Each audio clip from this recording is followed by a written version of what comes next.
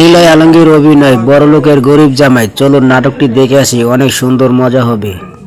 হায় আল্লাহ আল্লাহ আল্লাহ, দোস্ত তোর এই অবস্থা শুরু করে দিছ। দাঁড়া, বলে কি 20 টাকায় যাবো যদি আমাকে পিছনে বসে আপনি রিক্সা চালান, ব্যাস কথা কইছে আর ধরা খায় গেল। যাই হোক, আমি কিন্তু এখানে বেকার থাকতে আসি নাই। আমার মাথায় প্রচুর বুদ্ধি। আমার জন্য কাজ কামের কি ব্যবস্থা করার জন্য আমি ঢাকা শহরে আইছি। আমি আইছি ঢাকা শহরে শর্টকাটে বড়লোক হইতে। এই 5000 টাকা বেতনের চাকরি করলে আমি তো 5 জন। তোদের এই মহল্লায় সবচেয়ে বড় লোককে খান সাহেব। তার এই মহল্লায় নাই। আচ্ছা, খান সাহেবের কি কোনো অবিবাহিতা মাইয়া আছে? অবশ্যই আছে। যেমন শুরু করে কিন্তু পাত্তা দেয় না। এই মেয়েরে যে বিয়ে করবো সে হবে খান সাহেবের সমস্ত সম্পত্তির মালিক। বাস, আমরা আপনার একটা ইন্টারভিউ নিতে চাই। আমাদের আজকের টপিক লাভ ম্যারেজ নাকি অ্যারেঞ্জ ম্যারেজ। অ্যারেঞ্জ ম্যারেজ করবে? অবশ্যই লাভ ম্যারেজ। এখনকার যুগের ছেলে মেয়েরা নিজেদের ভিতরে সংসারটা সুখের হবে। হুটহাট করে চেনা নেই জানা নেই বিয়ে দিয়ে দিল। শতবার বলছি, এখনকার যুগের ছেলে মেয়েদের অবশ্যই মেয়ের সাথে আমার বিয়ের ব্যবস্থা করে দেন। হোয়াট, কি বলছো তুমি? আমি ঠিকই বলতে পারে না। আজকে আমি ভয় ভেঙে সব কথা বলে দিলাম। আজই আপনি আমাদের বিয়ের ব্যবস্থা করে দেন। এখন আর ভয় পেয়ে তো কোনো লাভ নাই। ভালো যখন একবার বেশিই ফেলছি, এখন আমরা তো ভয় পাবো না। আমি আমার ভালোবাসার কথা বলে দিছি। মারিয়া, কি বলছে এসব? আমি তো কিছু বুঝতে পারছি না। বাবা বিশ্বাস করো, আমি এই ছেলেকে চিনি না, মিথ্যা কথা বলতেছে। তার মুখ বন্ধ, কিন্তু সে চিৎকার করে বলছে, দিদার আমি তোমাকে ভালোবাসি। আমি দিদার ভাইয়ের কিছু হলে পারি। সুতরাং আমি এটা পারিবারিক ভাবে সমাধান করতে চাই। সমাধান একটা। থামো। আচ্ছা ঠিক আছে, মারিয়ার সাথে ওর যদি কোনো সম্পর্ক সাথী এবং বন্ধুরা, আপনাদের প্রতি আমি ধন্যবাদ জ্ঞাপন করছি। আমি এখন বিয়ে করতে যাচ্ছি। আমি মারিয়ার বয়ফ্রেন্ড। এই এক কথা আপনাদের কতবার বলবো? এই খবরদার, তুই আমার বয়ফ্রেন্ড, এই কথা যদি আরেকবার বলিস। 0, এটা আমার জানের নাম্বার। কি রে? নাম্বার তো ঠিকই বলতেছে, তার মানে কি? একদিন ধানমন্ডি লেকে কত প্রেম করেছি আমরা, এসব ভুলে গেলাম। বাবা মার সামনে সব কে যাওয়ার কথা বইলা গিয়া এই ছেলের সাথে প্রেম করছে। বাবা, বাইরের একটা ছেলের কথা তুমি আমাকে অবিশ্বাস। তুই আমাকে বললি তুই কক্সবাজার গেছিস ফ্রেন্ডের সাথে। আন্টি, ওটা ফ্রেন্ড না, বয়ফ্রেন্ড। আমি তো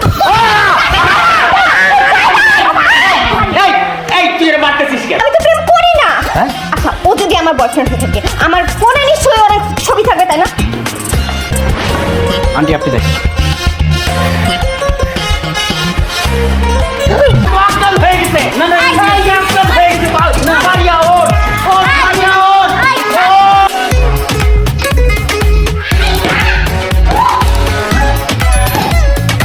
মারতেছো? তোকে মারতেছিলাম। এতক্ষণ ধরে আমি কাকে মারলাম? আমি জানতাম যে আমার তো মনে হয় তোমার স্মৃতিশক্তি সব গেছে গা। একটা কাজ করে লাঠি দিয়ে তোমার মাথায় একটা বাড়ি মারি, তোমার স্মৃতিশক্তি সব ফেরত আসবে। খান সাহেবের জামাই হইতে আসছি। জামাই হবি না? খান সাহেবের জামাই হওয়ার খুব ইচ্ছা, তোর শখ মিটাইতেছি আমি। কিন্তু সে তো আমার জোর করে ইজ্জত লুটে নেওয়ার চেষ্টা করছে। আমি বললাম যে না, আমাদের তো বিয়ে হয় না, এইসব করো না। সে তারপরে জোর খেয়ে আমার রুমে যে আসছে, কেন আসছে? লুডো খেলতে তো আসে নাই, অন্য কিছুই করতে আসছে। শুধু তাই না আঙ্কেল, ও আমাকে এমন বাজে একটা আমরা দুজন পালাই যাই। এই কত বড় মিথ্যাবাদী! আমি তোরে কখন বলছি এই কথা? ও যে মিথ্যা কথা বলতেছে, তাহলে সত্য। খান সাহেব সে আমার বলছে, তুমি যদি এই মুহূর্তে আমাকে নিয়ে না পালাও, তাহলে তোমাকে আমি লাঠি দিয়ে মাইরা শেষ করে ফেলবো। দেখছো সালমা? ভাই তুমি তো বলছিলা যাইতে, সেই জন্য গেছিলাম। ও আমি বলছিলাম তোমার মতো আসতে, আমি তো বলছিলাম যে সন্ধ্যার সময় আসতে।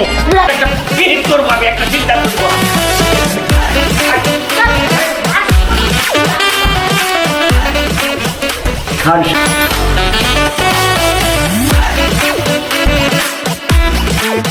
আচ্ছা এত ভাবতে হবে না, কি সিদ্ধান্ত নিলে তাড়াতাড়ি বল। তাতে কিচ্ছু আসে যায় না। আমি আমার মেয়েকে তার যোগ্য পাত্রের হাতেই তুলে, আর যোগ্য বলে তাকে আমি ভালোবাসছি এবং বিয়ে করতে আসছি। সেটা মুখে বললে তো হবে না।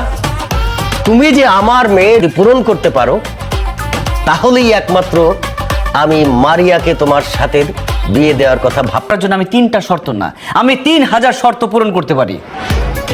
শুধু একটা কথা বলবেন না যে 5 তলা থেকে। আমার একটা ফ্যাক্টরি আছে, সেটা কিছু গুন্ডা মাস্তান তোমাকে এই ফ্যাক্টরি দখল মুক্ত করতে হবে এবং এই সন্ত্রাসীদের। তো সেক্ষেত্রে আমার একটা শর্ত আছে। কি শর্ত? আমি যদি 2 ঘন্টার মধ্যে আপনার ফ্যাক্টরি খালি করে আপনাকে বুঝাই দিতে পারি। আমি তোমার শর্তে রাজি। তুমি যদি আমার ফ্যাক্টরি দখল মুক্ত করতে পারো, ধন্যবাদ খান সাহেব, আমি যাচ্ছি ফ্যাক্টরি খালি করতে। মারিয়া, তুমি কি করলা? ওর শর্ত মেনে নিলা। ও যদি কারখানা দখল মুক্ত করে ফেলে তাহলে কি? কি দখল করে রেখেছে কারা? ঢাকা শহরের সবচেয়ে শীর্ষ সন্ত্রাসীরা। ও তো ওখানে যাওয়া মাত্রই এই পায়রা ট্রেপ আর ওই যে ফ্যাক্টরি, আমি তোদের বাপ। এই ভাই ভাই ভাই ভাই ভাই, এই হালাল পর, বাপ নিয়ে আবার কেমন না? আরে ভাই আমার বাপ রাখছে, আমার নাম বাপ নিয়ে আমি কি করবো? আমার বাপ নিয়ে লাশ পাঠাই যাবো না? লাশ? কার লাশ? আরে তো গো লাশ কিছু আমি তগরে মারুম কেন? আমার পছন্দ হয় না? কি তুই আমগো মারবি? ফ্যাক্টরি খালি না করস, আমি সব কটারে মারমু, এমন ভাবে মারমু। আচ্ছা বুঝতে পারছি, তোরে খান সাহেব পাঠাইছে।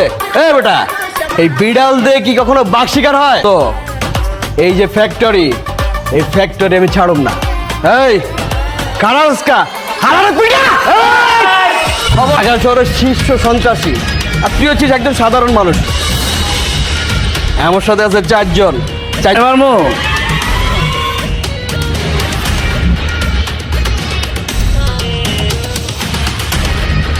আমার গার্লফ্রেন্ড আমারে ফাঁকি দিয়ে আরেক পোলার লাগে ভাইয়ে এসে আমি আজকে আত্মহত্যা করবো। এই ফ্যাক্টরি ম্যাক্টরি সব উড়াই সেকেন্ড অপেক্ষা কর, এমন ভাবে উড়বো এক টুকরা মাংস পাইবো না তখন দাফন করার দিকে।